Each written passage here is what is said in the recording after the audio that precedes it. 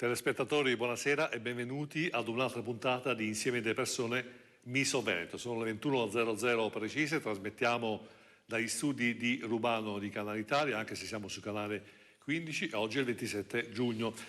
Ecco, oggi vorrei affrontare con voi degli argomenti un po' particolari, sicuramente attuali.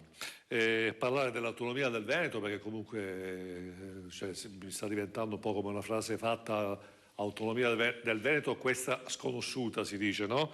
In gergo. Parleremo di ad hoc consiglia, la community per imprese che dà veramente un valore aggiunto ai rapporti fra imprenditori. E poi se arriva Boron parleremo anche di sanità e ancora appunto della situazione a livello nazionale, ma in particolare parleremo della Sea-Watch, questo braccio di ferro che c'è stato in questi ultimi 2 o 3 giorni, attracco sì, attracco no, sì, faccio, dico, vediamo cosa ne viene fuori. Questi argomenti li trattiamo con i nostri graditissimi ospiti che vado a presentarvi. Abbiamo Giordano Agrizzi, che è presidente di Ad Hoc Consiglia. Buonasera a tutti. Buonasera, benvenuto. Poi abbiamo Roberto Agirmo, che è vicepresidente Patto per l'Autonomia Veneto. Viva San Marco a tutti, buonasera. Valerio Favaron, segretario metropolitano di Venezia, Partito Democratico. Buonasera a tutti e a benvenuti. Anna Ballarin, segretaria Circolo Mobilità e Trasporti per Mestre del Partito Democratico. Buonasera e grazie per l'invito. Buonasera e benvenuti a tutti. Ecco, adesso vi vado a sedermi, grazie, ecco, rubo la scena alla regia e direi che sicuramente parliamo un po' diciamo di Ad Hoc Consiglia. Molti pensano alle community, perché ce ne sono alcune anche concorrenti, che semplicemente è un modo per scambiarsi i bigliettini da visita e basta, no? Però spieghiamo invece qual è il suo progetto in profondità, che cosa alla fine lei chiede e che cosa vorrebbe da chi eventualmente si iscrive a questa community. Prego. Allora, come ho detto molte altre volte, tutto è partito da una mia esperienza imprenditoriale. A un certo punto della mia vita avevo grossissime difficoltà a portare avanti l'attività, l'azienda e quant'altro, e ho avuto una percezione un giorno e ho deciso che avrei cambiato letteralmente la mia maniera di fare impresa. Ho investito una decina d'anni per cercare di capire tutti gli errori che commettevo e così. E in questa fase di studio si è fatta sempre più chiara in me l'idea di creare una comunità di imprenditori. Perché?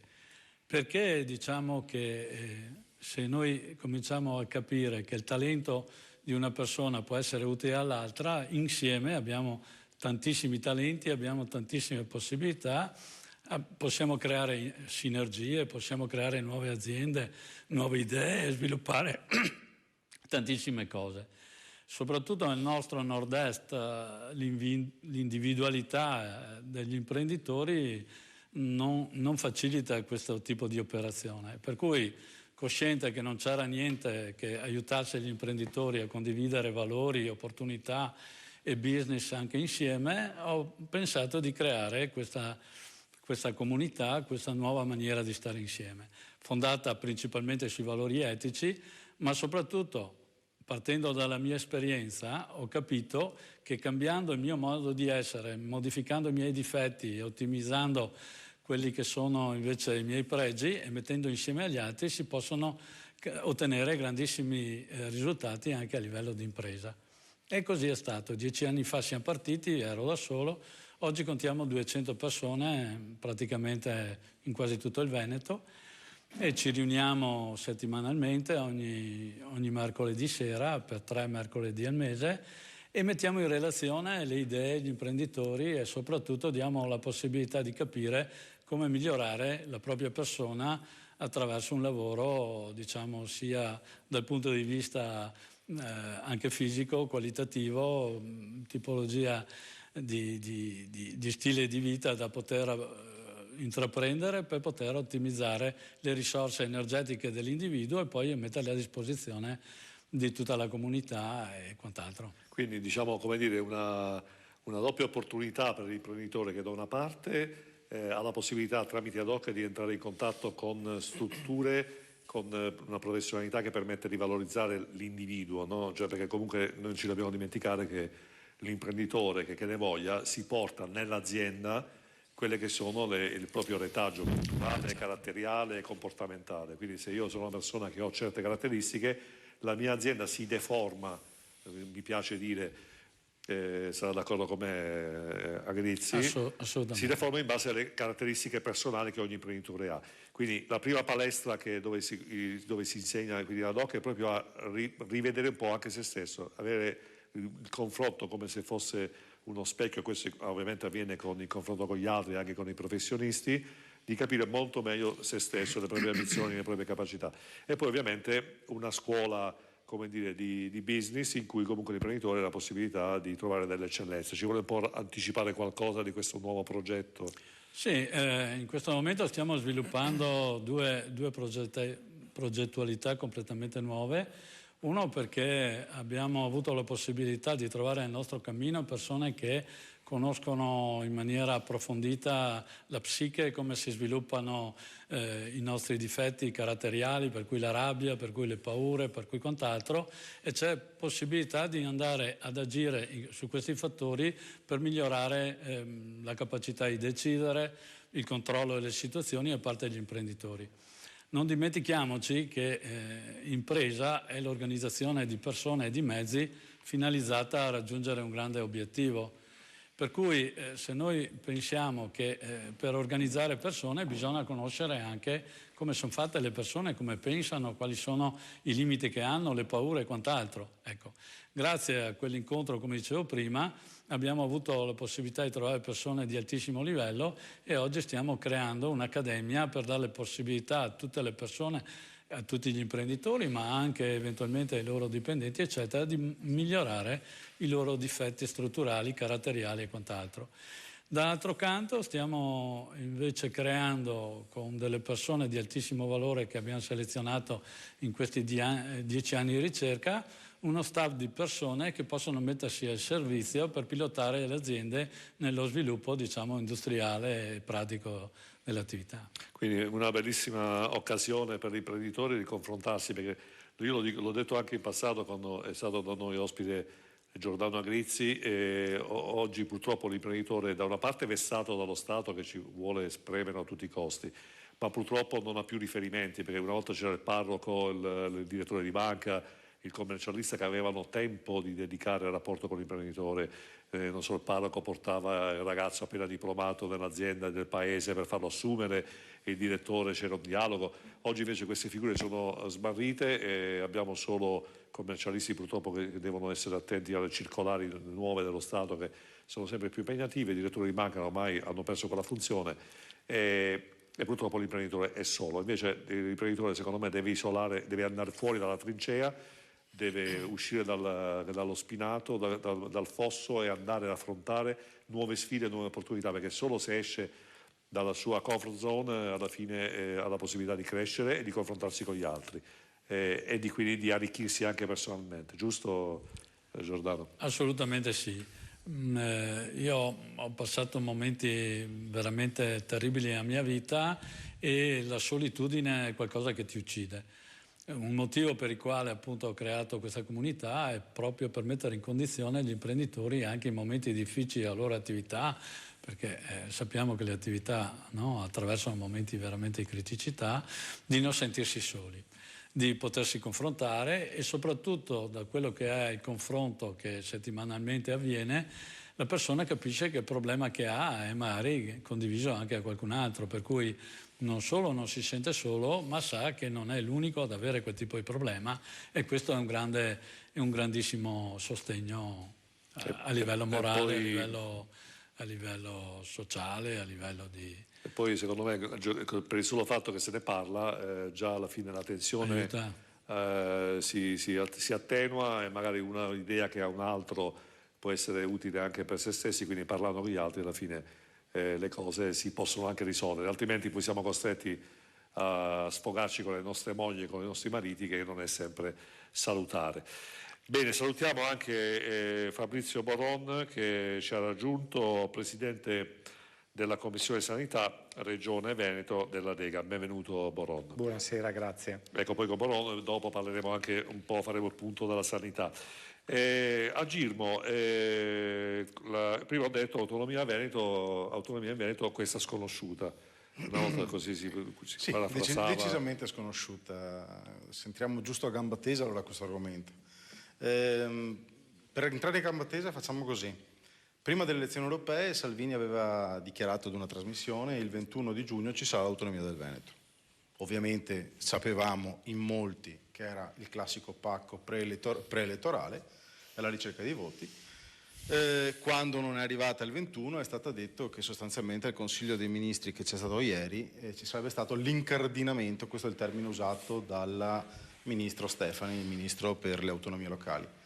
È stata anche questa una bella incardinatura.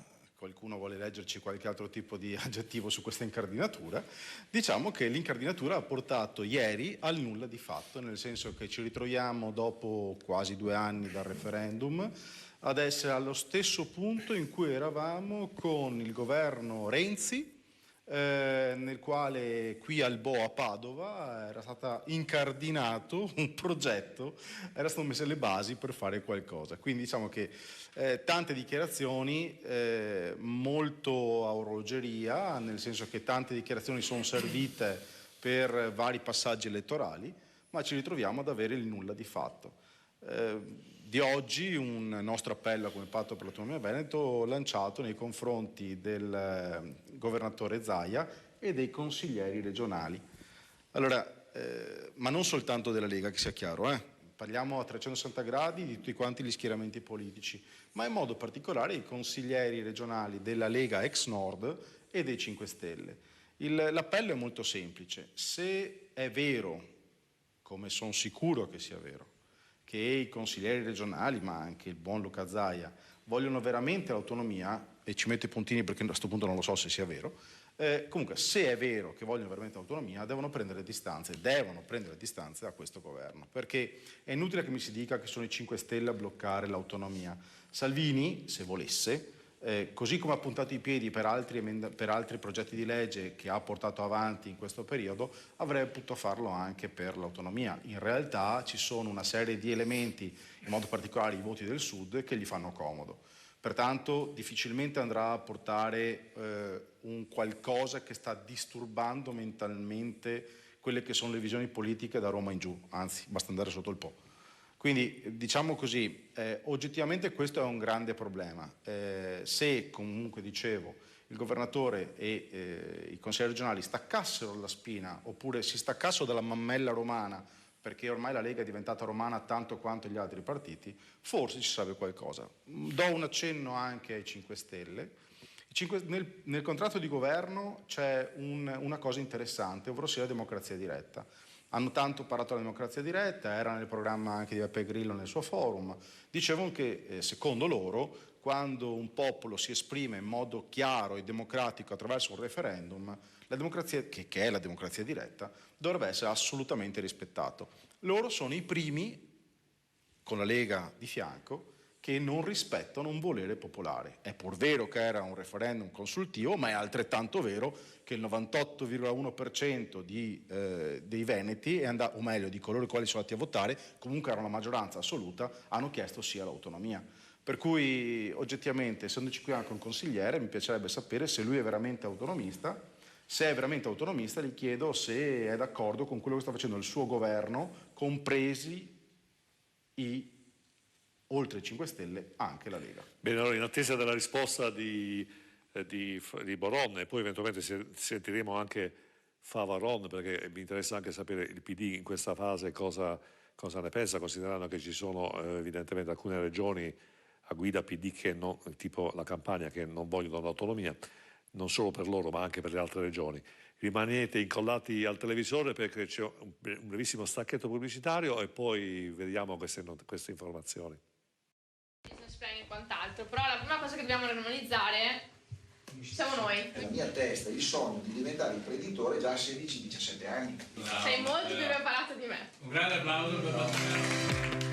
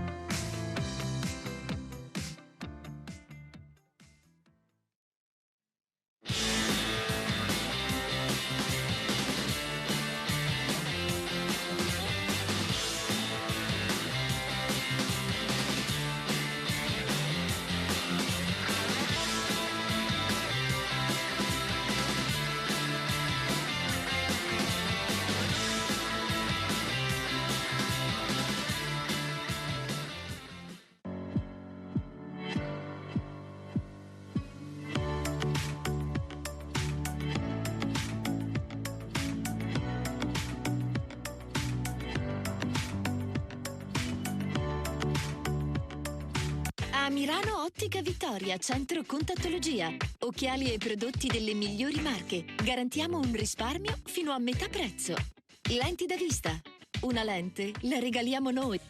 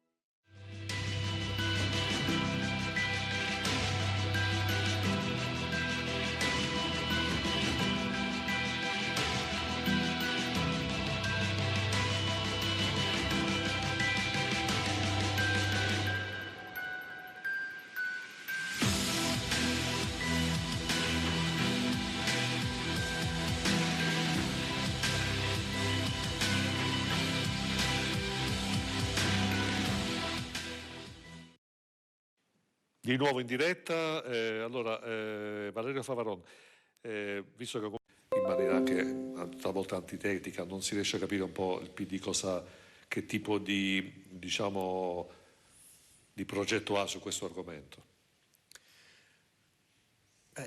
Il Partito Democratico proviene da una tradizione che ha sempre visto negli enti locali l'elemento fondamentale per l'organizzazione dei territori e quindi per il governo dei territori.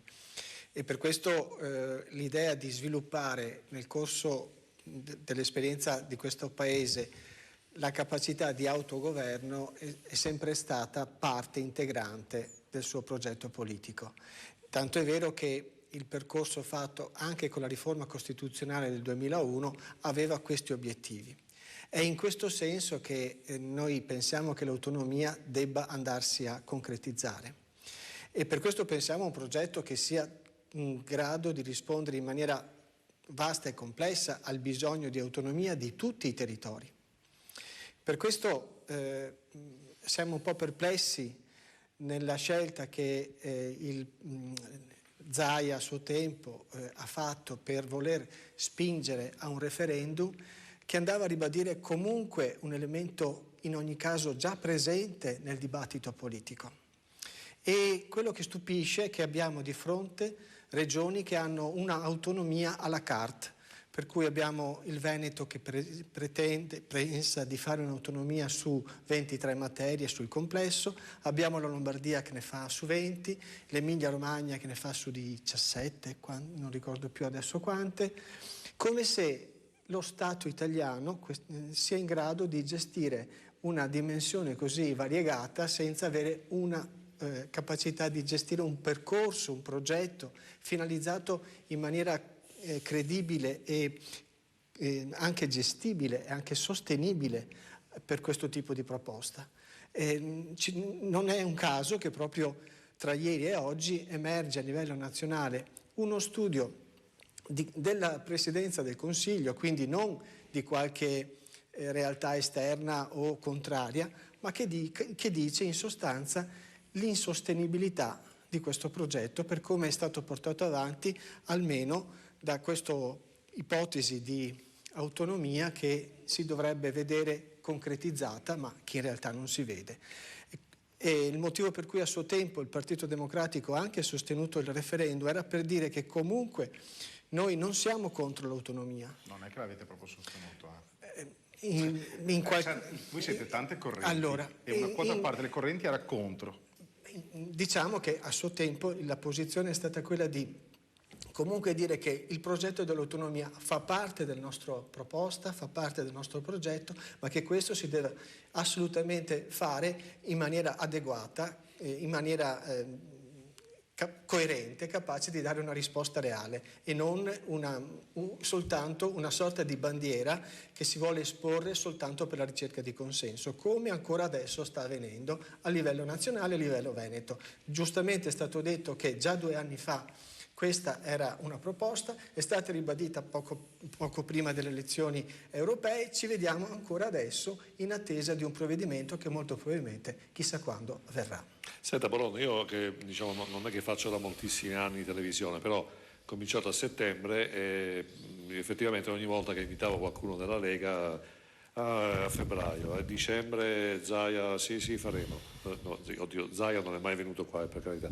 Febbraio e poi dopo le elezioni c'è stato sicuramente una rincorsa, un allontanamento sempre postergato di questo evento, no? Che è stato, io non entro nel merito se sia stato fatto ad arte o no perché non mi riguarda, però ecco, volevo chiedere effettivamente che cosa possiamo dire ai cittadini, perché comunque io credo che se i cittadini hanno votato l'europeo in Veneto oltre il 50%, la Lega vuol dire che hanno fiducia effettivamente che questa cosa si possa realizzare.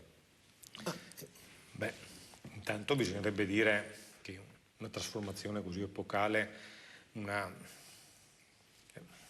avvenimento, no, amministrativo politico così importante, chi pensa di raggiungerlo dalla mattina alla sera molto probabilmente fa i conti solo con se stesso, perché chiedo scusa, non voglio interrompere, le date le avete messe voi, le scadenze le ha messe la Stefani, Zaia e Salvini, cioè mica il popolo, cioè le scadenze, ok, il giorno 22 ottobre del 2018 ci sarà l'autonomia, l'ha detta la Stefani, entro Natale del 2018 ci sarà l'autonomia, l'ha detto Zaia, entro il 21 giugno del 2019 ci sarà l'autonomia, l'ha detto Salvini, cioè mica ha detto Maria e Toni del bar, cioè ha detto gente che teoricamente siamo a Misso Veneto, quindi un po' di Veneto si può anche fare. Ora, l'ha detto gente che teoricamente dovrebbe sapere quello che dice?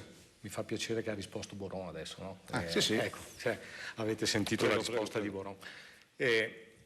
Quindi, se posso riprendere quello che stavo dicendo senza essere interrotto, il fatto che insomma, si debba fare i conti, no, con un paese e ovviamente con un percorso dell'autonomia che oggi magari chi è lì che punta il dito, no, perché non avviene nei tempi magari che si poteva immaginare, lo fa e magari poco prima ne era contrario, ne era osteggiatore di questo percorso. Io vorrei ricordare che il percorso dell'autonomia parte dalla Regione del Veneto, anzi vorrei dire di più. Se oggi siamo qui che discutiamo di autonomia, di un percorso legittimo, di una legge costituzionale, è perché negli anni passati la spinta che la Lega ha fatto, fin dagli anni 90 fino al punto, no, del grido della secessione, ha portato alla modifica della Costituzione sul titolo, sulla seconda parte della Costituzione, col titolo quinto, sul fatto di dire si possono delegare materie di gestione in autonomia alle regioni.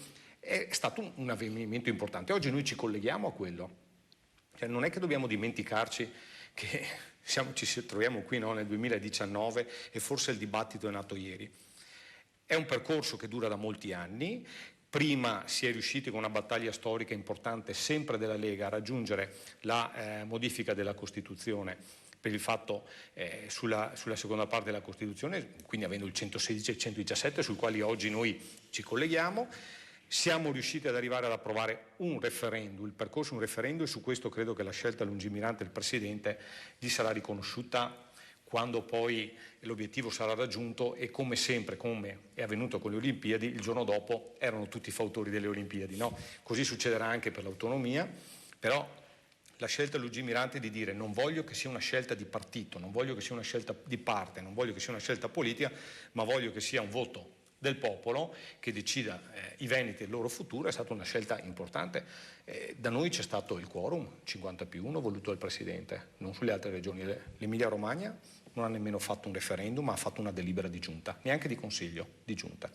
La Lombardia non aveva messo il quorum, il Veneto ha voluto responsabilizzare il Presidente, il popolo veneto, e gli ha detto il 50+1 ci deve essere la maggioranza. E poi sappiamo com'è andata, c'è stato un grande movimento di popolo che ha votato in stragrande maggioranza, dando un messaggio ben chiaro a chi governa questo Paese, prima e oggi, che l'autonomia non è un qualcosa che puoi nascondere sotto il tappeto, far finta di niente, perché ti devi confrontare con i cittadini del Veneto.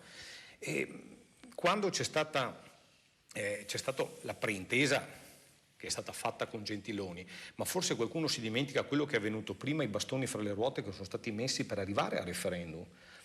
Il governo Renzi ha impugnato la legge veneta di fronte alla Corte Costituzionale. Il governo Renzi l'ha impugnata volendola fermare. Quando si è indetto il referendum, comitati e parlamentari del PD hanno impugnato gli atti di fronte al TAR, prima il TAR, il Consiglio di Stato. C'ho qui i nomi, se volete guardate, c'ho sul telefonino, me li sono sempre conservati per poi a memoria storica dover dire chi c'era e chi non c'era. E quindi arriviamo ad oggi, a giugno del 2018, quando nasce il governo Lega 5 Stelle, in questo percorso che dura tanti anni, con estreme fatiche, però sempre raggiungendo un passo in più di quello che è l'obiettivo finale. Nel contratto di governo c'è l'autonomia, quindi quando un contratto non viene mantenuto si scioglie, no? O si fa o non c'è più un governo, perché è logica di contratto. Io credo che la pressione del Veneto nel suo voto che ha avuto nel 22 ottobre del 2017 e ovviamente le capacità anche del Presidente di accogliere e muovere qualsiasi parte politica verso un obiettivo comune farà sì che secondo me entro quest'anno gli atti per arrivare all'autonomia vengano fatti.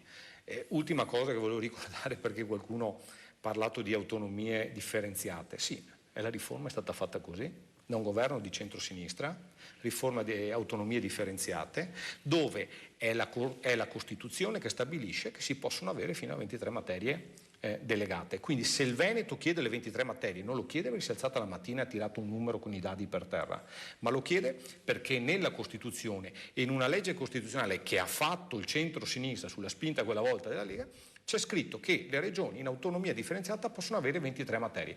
Se poi l'Emilia Romagna ne vuole avere meno, che non sono 17 ma ne aveva chieste 6 all'inizio, per carità è una sua scelta, ma ricordarsi benissimo quali sono i passaggi storici serve per non sbagliare obiettivo.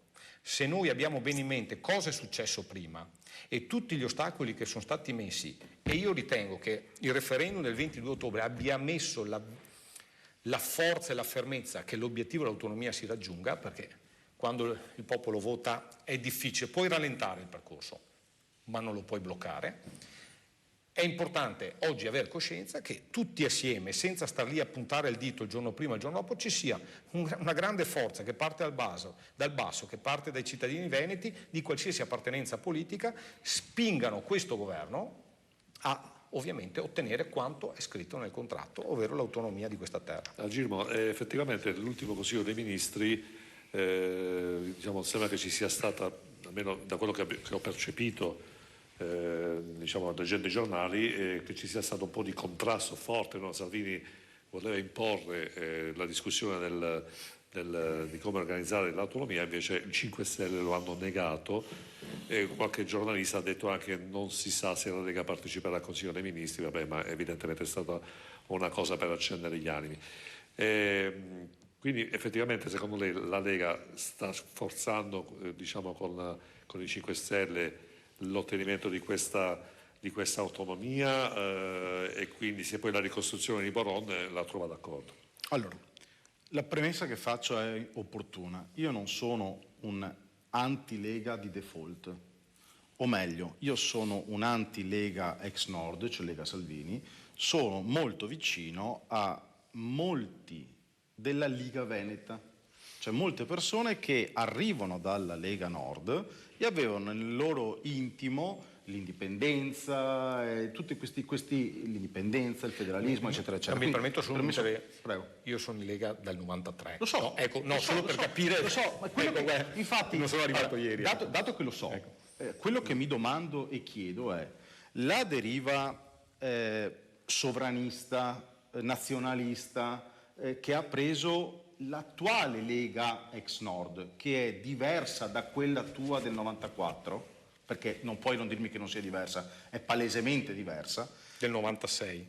Ma te la dico, cioè, la Lega da quando è nata è completamente diversa da quella che c'è oggi, per certi versi meglio, per certi versi peggio. Lo dico nella trasformazione politica. Io dico, ma i leghisti della prima ora, come puoi essere tu, mi domando come si fa oggi ad essere ancora attaccati ad un Salvini che è diventato un nazionalista, ha perso per strada tutti quelli che erano gli spiriti originali della Lega, che tu conosci perfettamente perché la Lega è nata dalla fusione delle lighe del nord dell'Europa, del nord dell'Italia. Per cui, ora, oggi ci ritroviamo di fronte ad un Salvini che se volesse, va al Consiglio dei Ministri e dice: bene signori, abbiamo avuto, come dicevi giustamente tu, il 98,1% dei veneti che ha votato un referendum. Abbiamo avuto tra Veneto e Lombardia oltre 5 milioni di persone che sono andate a votare. Quindi c'è un volere popolare assolutamente manifesto. È previsto in Costituzione perché, come dici giustamente tu, la Lega aveva fatto, grazie anche alla Lega, aveva fatto queste modifiche. Allora io dico: bene, Salvini va al Consiglio dei Ministri e dice: bene, dato che è un volere popolare e io rappresento il popolo teoricamente, ok, bene, o questo Consiglio dei Ministri porta avanti l'autonomia, se no arrivederci, grazie, casca il governo. E invece no, fino adesso, e non puoi dirmi che non è così, Salvini, e non solo Salvini, e tutti quelli della Lega a un certo punto, hanno usato il grimaldello dell'autonomia come spot pubblicitario per arrivare ad elezioni politiche, elezioni amministrative, elezioni europee. E non si può dire di no, perché è palese ed è nei fatti. La domanda che ho posto prima è: bene, io sono convinto, cosa che ho fatto anche l'altro giorno in un'altra trasmissione, c'erano vari esponenti di vari partiti, tutti assolutamente a favore della Lega, c'era anche uno del Movimento 5 Stelle. Io ho detto: benissimo, siamo tutti qui seduti, penso, a favore dell'autonomia. Dato che siamo tutti seduti qui e siamo tutti veneti, questa è una trasmissione che va in Veneto, potremmo anche parlare in Veneto se vogliamo, tanto ne capisse. Ora, io dico, ma viva Dio, se qui tutto il Veneto, perché il 98,1% vuol dire tutto il Veneto, vuole l'autonomia, e anche i politici che sono qui seduti, che teoricamente dovrebbero rappresentare il popolo, vogliono l'autonomia, e allora prendiamoci l'autonomia. E se i vostri partiti non fanno niente per averla, la colpa è anche vostra, perché dovete prendere, scusatemi il termine, alzare il culo dalla sedia o dalla carega, come si dice in gergo social, ok? E dire: bene, questo partito non mi rappresenta più. Perché è così. Voi state facendo una campagna elettorale costante, cioè hanno tolto via l'election day, hanno tolto via queste cose per fare in modo che in Italia ci sia sempre un'elezione dietro l'altra. Questo porta la gente a guardare sempre le elezioni, a fare i tifosi, e vede i partiti che si divertono ad andare in televisione a chiedere i voti. Ma poi, in sostanza, abbiamo un vice premier o ministro che va in giro a mangiare canoi da tutte le parti, ok? Abbiamo gente che va in giro, e poi costruttivamente le cose che si devono fare, a me interessa l'autonomia. Tutto il resto, per me, viene dopo. Perché il 98,1% dei veneti vuole l'autonomia. Io voglio l'autonomia al 100%. Punto. Alzate la carega. Se non riuscite a staccarvi, trovate il modo di staccarvi da quella sedia, da quegli x mila euro che prendete di stipendio, perché è quello che vi tiene collegati là, ok? Perché è quello che vi tiene collegati là. Alzate il culo dalla sedia e dite: questo partito non mi rappresenta più. O si salta il governo o vogliamo l'autonomia, non ci sono alternative, no entro un anno, entro Natale, entro qua, entro là, perché non l'ha detto né Mario, né Toni, né Beppi il fatto del 22 ottobre c'è l'autonomia, entro Natale l'autonomia e entro il 21 giugno, l'hanno detto i vostri rappresentanti più importanti, quindi quei rappresentanti o fanno il salto, a partire dal governatore che io per tanto tempo ho apprezzato, ma adesso non riesco più a farlo, ok? Perché sta disattendendo il volere popolare, perché lui stesso dovrebbe alzare il culo dalla sedia e dire questo partito non mi rappresenta. Quelli dei 5 Stelle in regione ancora peggio, perché sono seduti in regione, dicono vogliamo l'autonomia e hanno un partito che fa di tutto per non avere l'autonomia. È una vergogna, alzate il culo dalla sedia. Ecco, senta Ballarina, a Girmo mi ha dato degli spunti interessanti, sicuramente questo fatto che si è previamente in campagna elettorale, le regionali, prima di questi ultimi mesi, poi in alcune regioni, l'Abruzzo, penso, il Molise, la Sardegna, cittadine, le amministrative, le europee, in effetti si è creato un continuo consenso, partiti che evidentemente attuano costantemente, diciamo che sono definiti populisti proprio perché cercano di adottare dei criteri a favore, diciamo, di un certo elettorato per creare il consenso. Ecco, quindi questa situazione che cosa porterà secondo lei? Cioè, cadrà il governo? Stiamo semplicemente assistendo ad una contrapposizione, fra virgolette, finta per trovare di chi potrebbe essere la colpa per la caduta del governo? Allora, secondo me sì. Prima o poi questo governo, e non tanto poi, questo governo cadrà. Questo contratto che qui l'esponente della Lega, sì scusa, non sapevo il nome, l'esponente della Lega qui dice che è stato fatto, si deve rispettare, si deve portare avanti tutto quello che c'è scritto, è semplicemente una sciocchezza a livello politico, perché è solo una gabola che hanno trovato per riuscire a avere la scusa di poter trovarsi e poter portare avanti un governo che da una parte e dall'altra non ha niente in comune. Si continuano a fare la guerra uno con l'altro, come dicevi siamo sempre in campagna elettorale, nel frattempo non si prendono decisioni importanti per il Paese, non si pianifica a lungo termine, qui si pensa solo al domani, non si pensa che intanto i giovani di oggi non hanno un lavoro, non si pensa che stiamo diventando sempre un paese sempre di più anziani che avranno bisogno sempre di maggiore assistenza sanitaria, si investe sempre di meno nella sanità e per quel che posso dire io non si investe quasi niente nei trasporti perché la Regione Veneto non dà niente come contributo della regione stessa per quel che riguarda il trasporto pubblico locale, gli è sufficiente solamente il trasferimento che viene da Roma. Ecco, quindi questa famosa Roma ladrona che evidentemente... Soldi nostri, che mandiamo a Roma. Sì, però appunto le altre regioni, tipo la Lombardia, l'Emilia Romagna, comunque investono, comunque anche loro sono soldi loro che danno, che però ne mettono altri. Sempre per dire sulla questione degli slogan. Allora, 2 giorni fa è uscito l'ennesimo annuncio dell'assessore De Berti che si sta per attuare, per realizzare il piano regionale del traffico. Allora, è da 14 mesi circa che ogni 2 o 3 mesi arriva un comunicato stampa dove sembra domani arriva questo piano regionale del traffico che faccio notare è lo stesso dal 1990, cioè dal 90 nel Veneto non si è messo mano la prospettiva, la progettazione che si vuol fare in questa regione, in questo paese, per quel che riguarda il trasporto, che possa essere quello delle merci, quello ferroviario, che possa essere quello pubblico locale. Siamo fermi al momento in cui è appena caduta la cortina di Berlino. Quindi siamo rimasti fermi lì. Io penso che in 30 anni a questa parte il Paese è cambiato.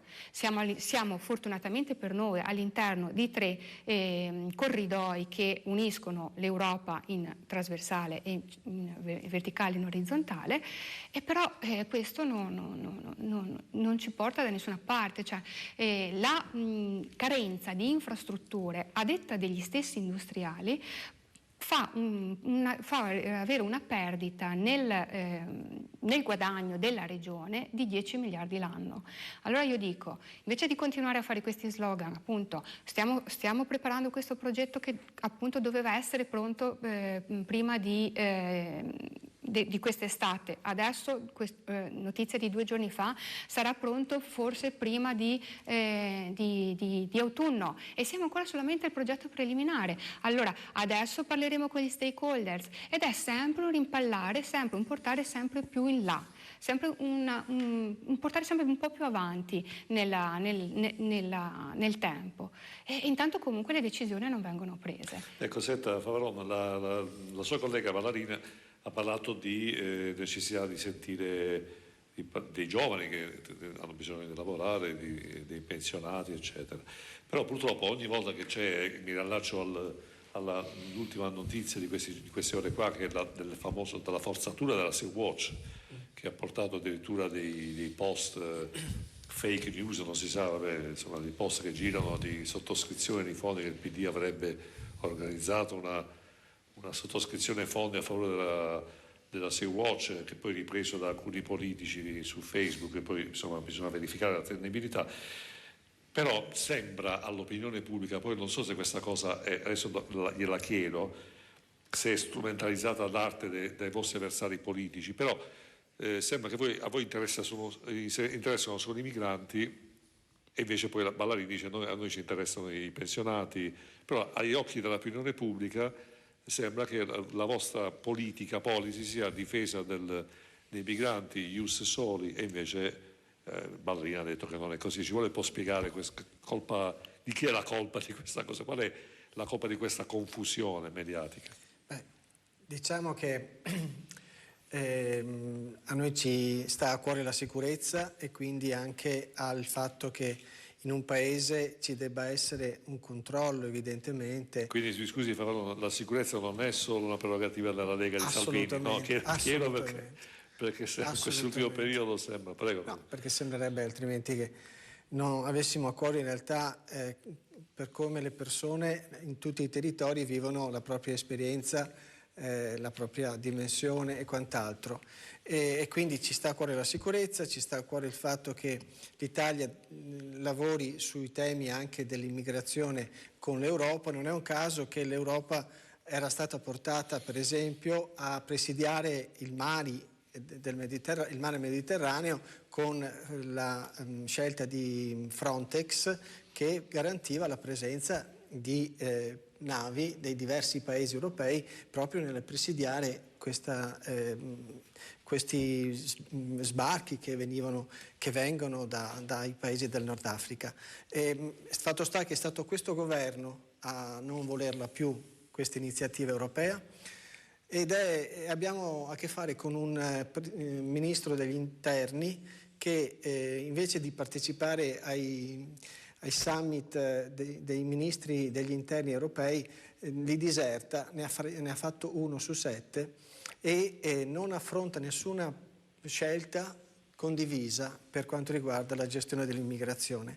E poi abbiamo un ministro degli interni che si accanisce su una nave con 42 persone a bordo, quando in queste ultime settimane sono centinaia le persone e migliaia le persone che arrivano comunque nel nostro paese attraverso sempre via mare, ma non vengono bloccati, e siamo di fronte a dati che dicono che comunque a fronte di attività di poche decine di persone che sono state salvate dalle navi delle organizzazioni non governative, abbiamo migliaia di persone che sono giunte in Italia.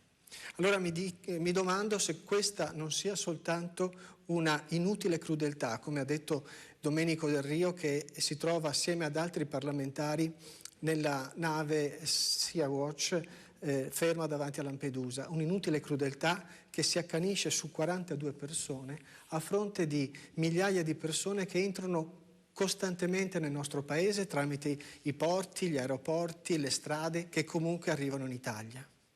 Avere questa idea di sfruttare il tema della sicurezza in questo modo lo trovo veramente bieco irresponsabile, non degno di un paese civile.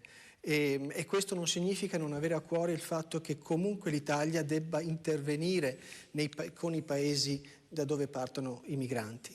E non solo deve farlo, tanto è vero che anche il governo precedente ha lavorato su questa cosa. Anche il governo precedente aveva portato a una diminuzione drastica degli arrivi in Italia. Qual è il problema? Che questa cosa deve essere affrontata per tempo. C'è uno studio che dice che entro il 2030, quindi fra 10 anni, ci saranno oltre 120 milioni di emigranti per le condizioni ambientali. È chiaro che questa è una cosa che investe tutte le comunità del mondo e noi non siamo esclusi, che non significa accogliere 120 milioni di abitanti, di persone. Non è possibile per nessun paese, tantomeno per l'Italia, che esprime una serie di difficoltà, ma significa che l'Italia, assieme a tutti gli altri paesi, deve assolutamente impegnarsi per capire come insieme far fronte a tutte queste emergenze che sono di tutti.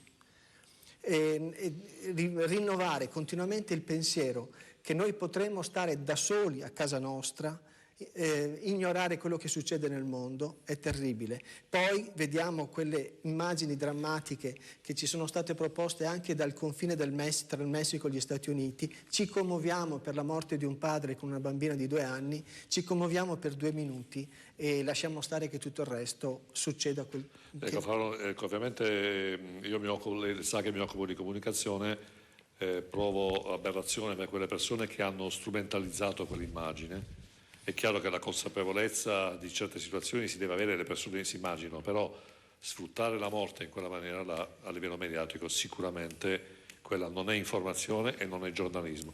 Boron, però allora mi permetta di dire che non c'è stata un'immagine che non abbiamo visto, è quella dell'uomo che è stato raccolto dai pescatori di Mazara del Vallo proprio ieri o l'altro ieri, nella rete che avevano gettato per pescare. Quell'immagine non l'abbiamo vista, ma io ce l'ho stampata lo stesso, anche se non l'ho vista, e questo dice come noi dobbiamo comunque fare di tutto per evitare che ci siano queste cose, evitare che ci sia questa, tra virgolette, invasione nel nostro paese, assolutamente sì, ma farlo con le modalità, gli strumenti che garantiscono alle persone la dignità e il riconoscimento dei diritti umani. Posso aggiungere una cosa che a me sembra veramente tutto strumentale, ma possono essere 40 persone il problema di un paese di 60 milioni di abitanti?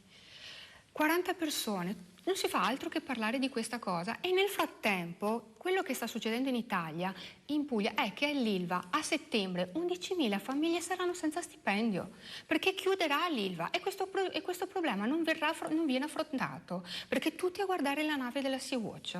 È fattibile questa cosa in questo paese? Io ritengo di no. Tra le altre cose, ogni problema è un problema complesso. Questo delle migrazioni è un problema che deriva dal fatto che c'è un problema di natura anche globale del riscaldamento della terra che fa creare delle zone desertiche e le persone si spostano sempre più a nord. Ogni problema deve essere valutato nella sua sistematicità, nella sua complessità. Non è una cosa sola, ma è l'insieme di cose che producono poi determinati effetti.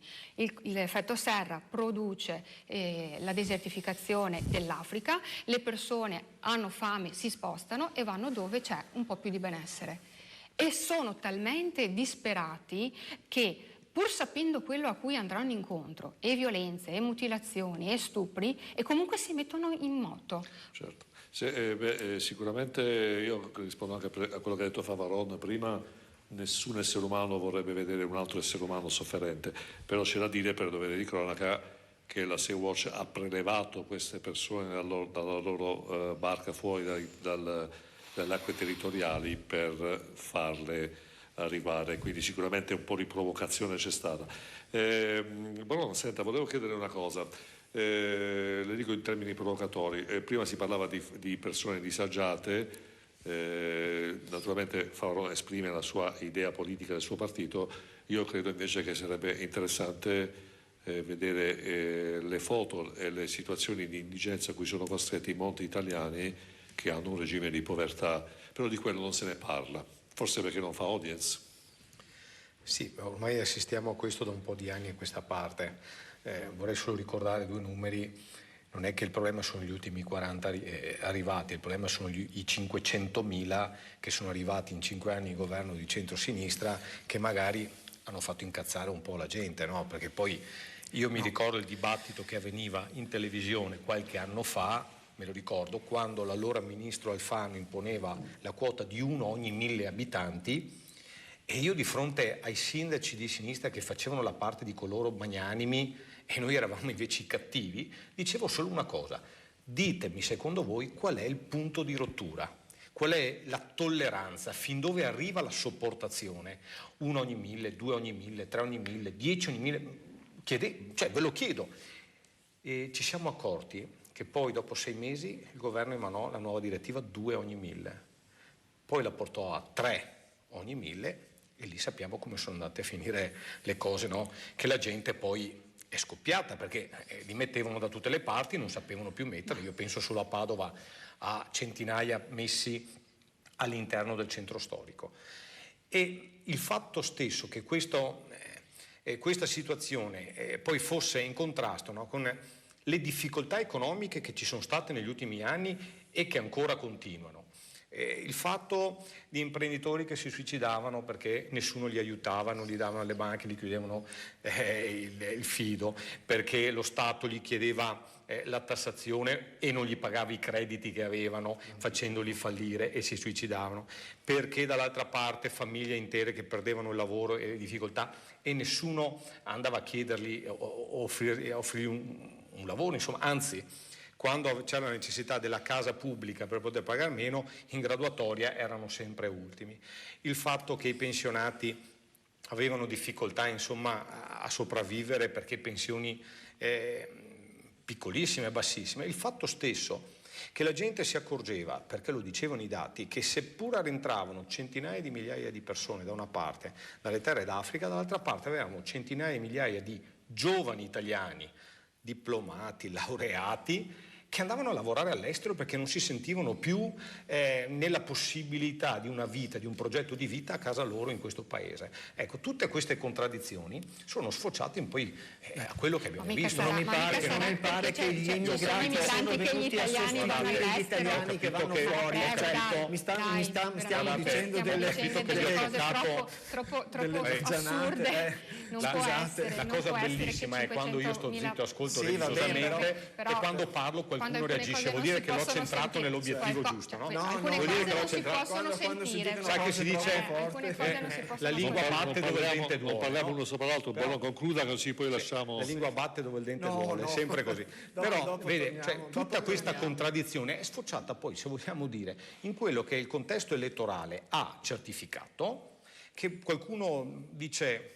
la gente non capisce niente, la gente ragiona con la pancia, non capisce niente, ma se un partito passa dal 40%, no, al 17-18%, come il PD, forse io fossi un dirigente del PD, magari mi alzerei la mattina e dire forse qualcosa ho sbagliato, invece di dire che sono chi vota che non capisce niente, no? Invece continuano a perseverare su questa strada, vediamo in queste ore, no? Il fatto che sono andati sopra la Sea-Watch non per magnanimità di queste 42 persone, perché se erano veramente magnanimi, sapete cosa facevano i vostri parlamentari? Andavano in Libia, se li facevano affidare con responsabilità di mantenimento a casa loro, se li facevano affidare dicendo sono io responsabile in affido di queste persone.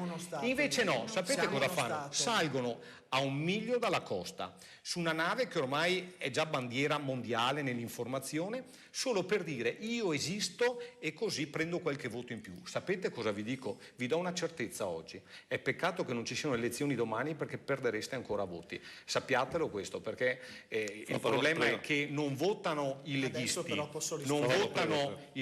ma votano i cittadini. Sentiamo e purtroppo i cittadini, poi... anche quelli di sinistra, ultimamente non vogliono votare. Favarone e poi Ballarin, prego. No, allora sono ben contento di affrontare le elezioni perché verrà fuori qual è la natura vera, strettamente, puramente di consenso elettorale di questa politica.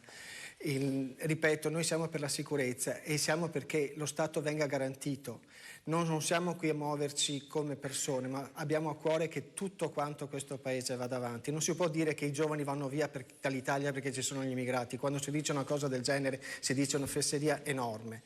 I giovani vanno via perché le condizioni di lavoro che mancano non le costruiscono gli immigrati, le costruiscono la mancanza di programmazione, la mancanza di organizzazione, un territorio che è abbandonato a se stesso, un territorio come quello veneto dove la programmazione sta mancando da sempre. Non che voi abbiate fatto la programmazione veneta è fatta sostanzialmente dal centro-destra da 40 anni a sta parte. Dal 2011 al 2018 c'è stato il centro-sinistra al governo. Nel Veneto il centro-destra sta governando dal 2011 al 2018, da almeno 30 anni nel Veneto, sto parlando del Veneto. Ma siccome parlava di paese del fatto dei giovani, parlava del Veneto. parlava dei giovani, non è un problema il Veneto, è un problema di questo paese, no? Sto parlando di un Veneto se lei dove per esempio fa politiche per 7 anni per i giovani, vanno all'estero, vanno a trovare un lavoro all'estero. Guardi che poi lei dice che gli vuole dare lavoro a un immigrato, il centro-sinistra. La Lega ha governato tanto quanto il centro-sinistra. No, 7 anni, gli ultimi 7 anni avete governato il 2011 e la Lega che c'è al Parlamento è il partito più vecchio. La Lega è il partito più vecchio del 2011-2018 ha governato il centro-sinistra. Se negli ultimi 7 anni c'è stata una crisi economica, la fuga dei cervelli, la fuga dei lavori, no, dico solo, fatevi un esame, perché dopo mi dite che possiamo dare un futuro agli immigrati. Finché non mi lascia parlare. Possiamo dare un futuro agli immigrati. Non è che facciamo dare un futuro agli immigrati se poi alla fine dite che i giovani scappano. Scusi, sentiamo. Non hanno le stesse competenze. Sentiamo Favaron e poi Ballarini. Scusi, mi lasci parlare le competenze dei giovani laureati che vanno all'estero. Lasci parlare su quello che sto dicendo. È inutile che interrompa in questo modo. No, ma l'ha fatto lei prima. Se questa è la sua esperienza di politico della Lega. Ma no, ma cosa vuole? Sono democratico. Allora mi lasci parlare. Io volevo solo che benissimo, mi lasci parlare. Prego, anzi, sono talmente democratico che più parlate più voti prendiamo. Benissimo. Allora, guardi, sono ben contento di andare a verificare su questa cosa perché sono convinto che... Certo. Sono convinto che il tema della sicurezza, su questo andremo a lavorare sicuramente. E il tema della sicurezza non sono gli immigrati, sono i territori che sono abbandonati, sono i territori dove di fatto è stato massacrato la possibilità di vita sociale, i centri che sono stati depauperati da uno sviluppo commerciale assurdo, la mancanza appunto di sviluppare forme di trasporto, di collegamento, di vita sociale che il Veneto ha assolutamente trascurato. Io parlo del Veneto in questo momento, non parlo dell'Italia. Altrimenti dovrei dire che la legge Bossi-Fini, con la scelta che ha fatto questo governo per quanto riguarda la gestione dei migranti, ha lasciato sul territorio 600.000 e forse più persone di altri paesi, e con la promessa, tra l'altro anche questa farlocca e fasulla, di portare fuori tutti quanti nel giro di 3 mesi, che non è mai successa. Ci sono stati minori rimpatri in quest'ultimo anno rispetto a quelli che ci sono stati in precedenza, quindi una continua politica solamente basata sulla pura propaganda, solamente per avere il consenso. Prendetene pure il consenso adesso, vedremo fin dove porterà, vedremo questo paese se riuscirà a uscire dalla crisi o se andrà a sbattere come questo governo ci sta portando a fare. Concluda qualcosa, poi passiamo alla pubblicità. Sì, in effetti, qui non c'è assolutamente programmazione, non c'è l'esempio più spicciolo del Veneto è la mancanza di programmazione per la sostituzione dei medici. Siamo al sbando più totale perché ormai i medici stanno andando in pensione e non ce ne sono altrettanti che li sostituiscono. Chi è che doveva fare politiche di programmazione per le borse di studio degli specializzandi? Mica poteva essere il PD. No, perché le borse di studio specializzandi sono anche della regione. Quindi la regione doveva contare, sapere quante persone dovevano andare in pensione. Si sta sbagliando fortemente. Insomma, guardi. Ci vivo tutti i giorni, l'affronto tutti i giorni il tema. Io lo so, bene. Questa è una mancanza di programmazione di cui è colpevole il governo regionale di questa regione, e questa è la situazione, quella che dovete solo ringraziare il personale sanitario, gli operatori sanitari che lavorano negli ospedali pubblici e anche negli ambulatori, i medici di base, che grazie al loro sacrificio personale portano avanti ancora questa sanità veneta. Bene, grazie alla ballerina. Allora, a Girmo, solo un inciso, perché, sì, brevissimo, perché poi lanciamo il discorso dei medici. Voglio dire che i medici si formano almeno in 10 anni di studio, no? E che il fatto che oggi non ci sono i medici vuol dire che per 10 anni prima non si è programmato. C'era il governo, sono 9 anni che siete al governo di questa regione. Il fatto che Monti ha imposto il blocco delle assunzioni, che una legge addirittura arriva dal 2004 del blocco delle assunzioni, che le quote di specializzazione degli ultimi anni sono state sempre tagliate e proprio perché sono state tagliate la Regione Veneto è intervenuta con 90 borse di studio pagate dalla Regione, anche se l'onere della formazione spetta come delega, perché non ce l'abbiamo neanche ancora, allo Stato. Quindi il fatto di dire scuso, ma quello che ha detto non è vero, perché chi ha l'onere di formare e far formazione è il MIUR, è il Ministero ovviamente dell'Università, e chi ha avuto la responsabilità di creare il vuoto che oggi c'è nel settore sanitario è da una parte la mancanza di programmazione nelle borse di studio, soprattutto nelle specialità, perché ne hanno date molte, ma lo fa il MIUR, non lo fa e dall'altra parte il fatto che è stato posto il blocco delle assunzioni, per cui il sistema sanitario ovviamente ne sente in maniera diretta perché facciamo sanità, e dall'altra parte non sentite qualsiasi livello di amministrazione pubblica, perché qualsiasi livello di amministrazione pubblica ha carenza di personale proprio perché negli ultimi anni non si poteva assumere nessuno. 5 uscivano, 1 poteva entrare. Questa è una legge dello Stato. Bene, grazie Boron della precisazione. Adesso lanciamo un piccolo stacchetto pubblicitario. Come vedete abbiamo superato le ore 22 perché l'editore ci ha dato un quarto d'ora in più e finiremo alle 22:16. Grazie allora al nostro regista Marco e andiamo con la pubblicità. Business plan e quant'altro, però la prima cosa che dobbiamo normalizzare siamo noi. Nella mia testa il sogno di diventare imprenditore già a 16-17 anni. Bravo, sei molto più preparato di me. Un grande applauso per Massimiliano.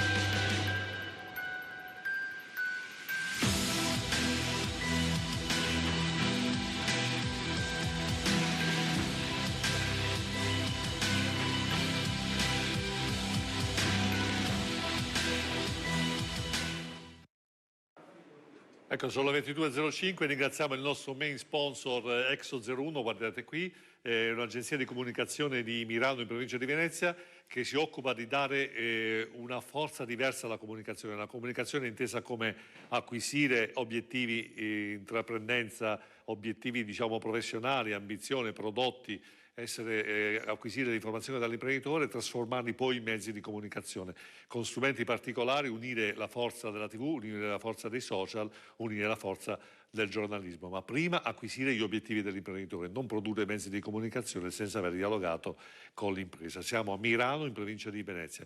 Bene, grazie ancora ad Exo01. Ecco, a Girmo volevo chiederle, diciamo due posizioni contrapposte, la Lega e il 5 Stelle, il PD riguardo a questi argomenti. Ecco, lei come la vede da questo punto di vista? Perché le contrapposizioni sono estreme. Allora, nel merito mi risulta anche a me che comunque sia il MIUR che sia deputato a dare i fondi per la formazione, così come mi risulta che la Regione Veneto abbia stanziato dei fondi, non so quanti siano, 90 borse di studio. Comunque sapevo che aveva stanziato dei fondi per la formazione. Ho sentito parlare qui di tante cose negli ultimi minuti. Si partiva dalla Sea-Watch fino ad arrivare alla sanità. Voglio fare una battuta sulla Sea-Watch. Allora, c'è un'isola della Grecia in questo momento, o meglio c'è il governo greco che vuole cercare di portare abitanti in un'isola della Greca. Sembra si chiami Acitrana l'isola. Comunque era un'isola di vecchi possedimenti veneziani. Propongono allora, se tu vai lì con la famiglia, propongono la casa, terreno da coltivare e 500 euro al mese. Io direi che se si vuole c'è già un posto dove poter andare tecnicamente.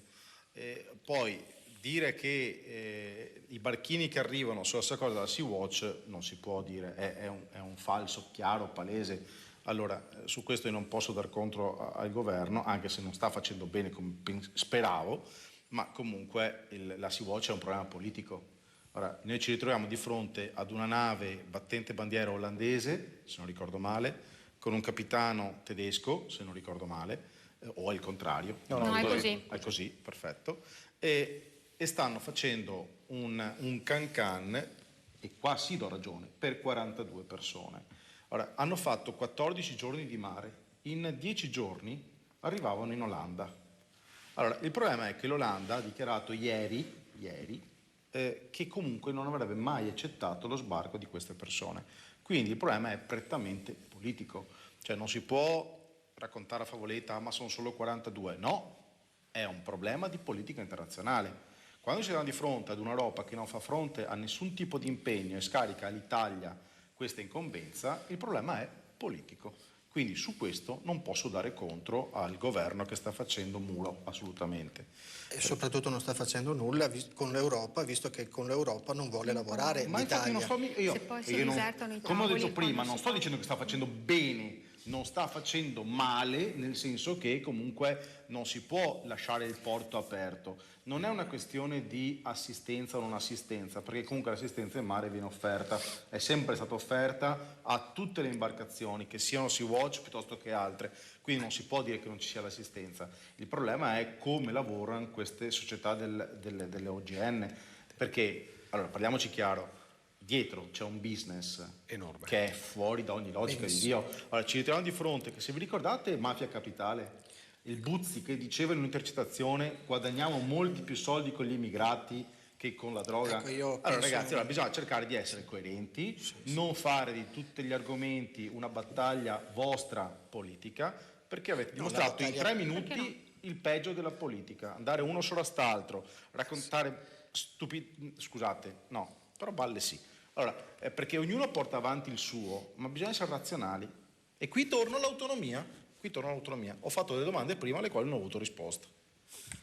Quindi mi piacerebbe avere le risposte. Allora, i politici di professione oggi in regione che prendono l'autostipendio, rappresentanti di un partito politico che non sta rappresentandoli degnamente, è giusto che continuino a far finta di niente, come si dice in Veneto, a far finta dei pomi?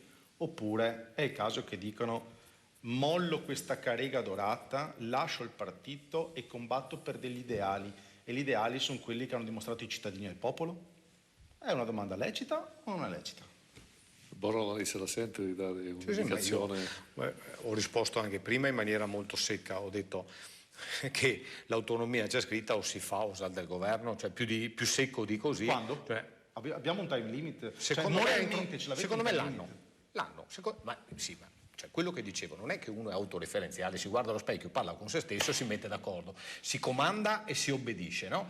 Poi quando sei in tanti che ragionano, e questo è un paese fatto di tante persone, di tanti modi di vedere il paese, no? Non è che i veneti si alzano. Due sono le cose: o l'autodichiari, l'autonomia, e in quel caso lì guardi cosa succede, oppure vai per il percorso legittimo ufficializzato da un referendum, che è quello che la Costituzione ti sancisce, per il quale ci vuole prima l'accordo con il governo.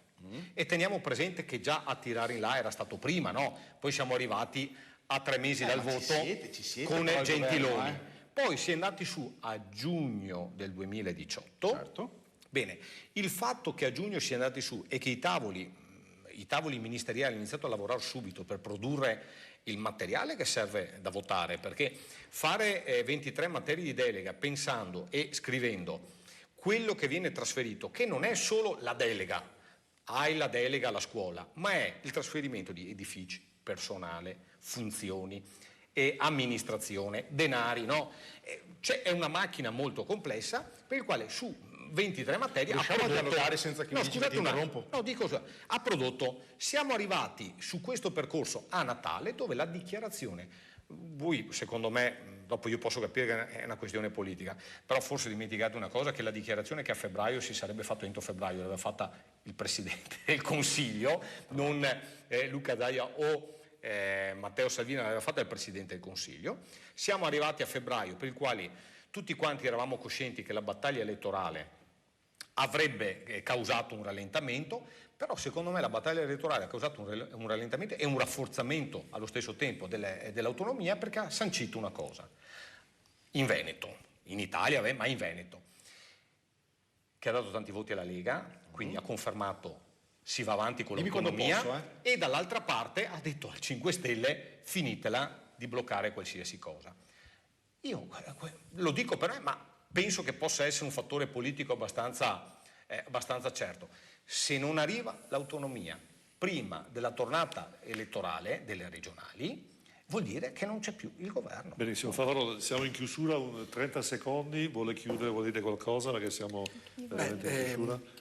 Sul tema dell'autonomia sarò ben contento di aspettare Natale, di aspettare la prossima tornata elettorale. Sono convinto che non avremo nessuna sorpresa da questo punto di vista, anche se questo è un tema che rimarrà sicuramente importante da affrontare. Benissimo, Ballarin, prego. Qui però nessuno dice che sono stati spesi inutilmente 15 milioni per questo referendum, inutile, perché non serviva a niente. 15.